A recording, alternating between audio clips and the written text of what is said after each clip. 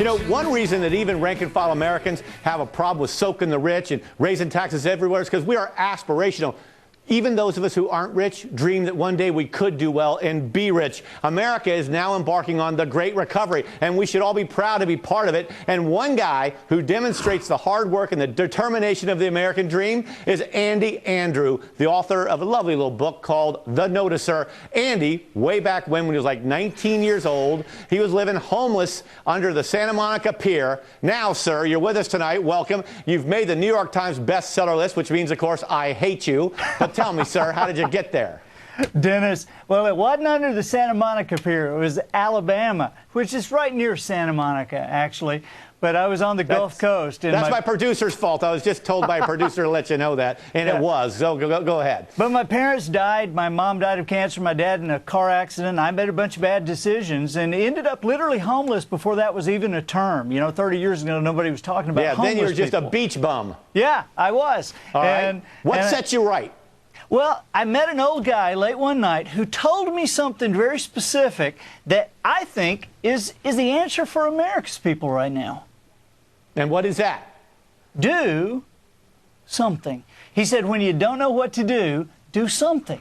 He said, I know you can't do everything right now, but you can do something right now. You've sat around for so long, been so scared and so worried that you've begun to doubt the very value in your life. What value do you have? Can you read for somebody? Go read to them. Can you pull weeds for somebody? Go pull weeds. I'm not saying go ask them if I pull your weeds, will you give me $10? What I'm saying is that if I pull these weeds, just go out and find them and pull them.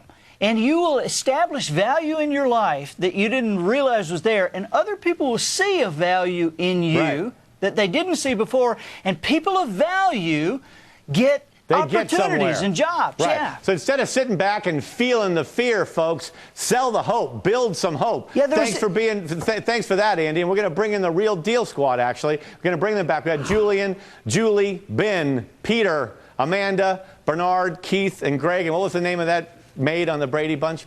Alice, I think was her name.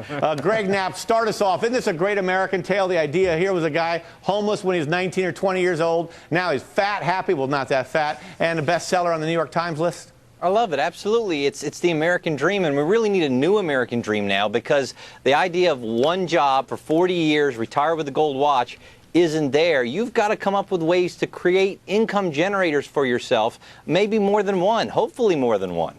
Yeah, Julie Rogensky, you believe in hard work, right? Sometimes I just feel like we're not talking enough about hard work. I certainly do. I think I engage in it a lot every day. But look, Andy, you have a great story, and I commend you, and I think it's fabulous, and I think a lot of people need to take a lesson from you. Oh, and actually, Greg and I agree on this 100%. You no longer have the guarantee of a job for 40 years. You've got to work. Right, we don't like agreement on this show. We want conflict. Well, I'm sorry, Andy. I can't believe what you did with your life. Shame on you. Isn't Andy's message really contrary to the age of Obama? Oh, What he wants to do really is control us. This guy lived in his car and has made something out of his life.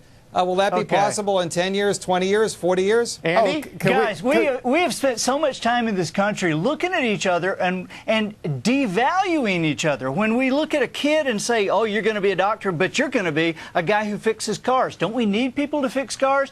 What we need to do is not be divided by color or finances or political affiliation. We need to create value in each other, and we can do that by doing something. Right. That also means that we have to stop the demonization of the other in our society. We've been doing that. They did that for 8 years in the Bush administration. Yeah, and they're doing if you were an immigrant, if you were an immigrant, if you were black, if you were gay, if you were anything that's different, you were devalued. Your host needs to speak.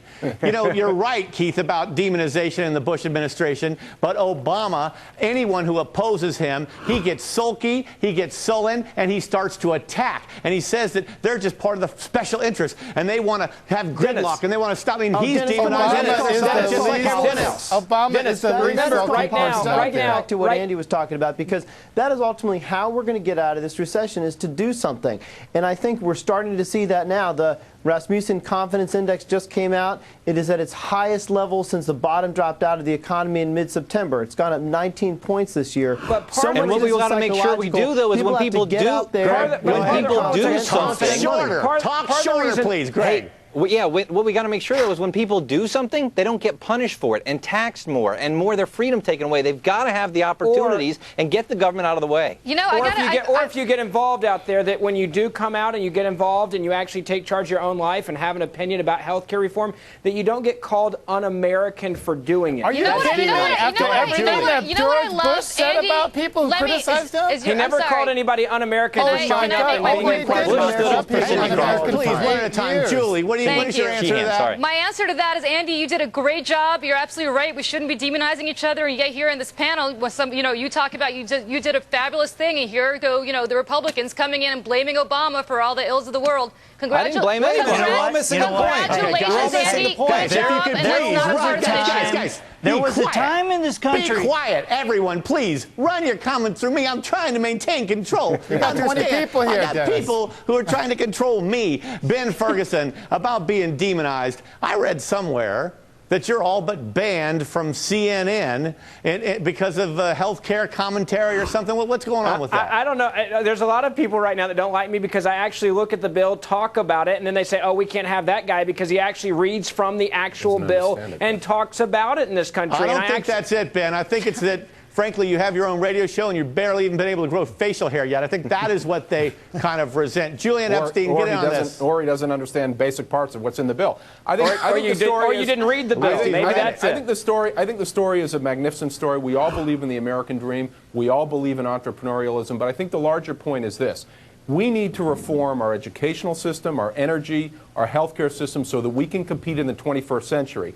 And every time we try to make reforms, what we're hearing from the other side is it's socialism and all this nonsense. Well, that's because your reform is big government. Reform is not getting the government more involved, and that's every time you do reform, you want the government bigger. Educational reform that's the problem. You missed the point. We had an election last fall. One at a time. Julian, though, you got to talk shorter, man. That's why you're getting interrupted so much. It's not because we don't respect you. It's because you're filibustering, But Dennis, we had an election in November. The American people, more than 100 million of them, decided they wanted a Democratic president, a Democratic Congress, with Democratic policy. To do what they were elected to do. Then why has Obama lost all these independents? Why 77% of independents think that the Obama plan will increase the deficit? What people want more than anything else is to live a life of principles. They want to live a life where they look and remember that there were yeses and nos and rights and wrongs, and they want to believe the people who are working for them.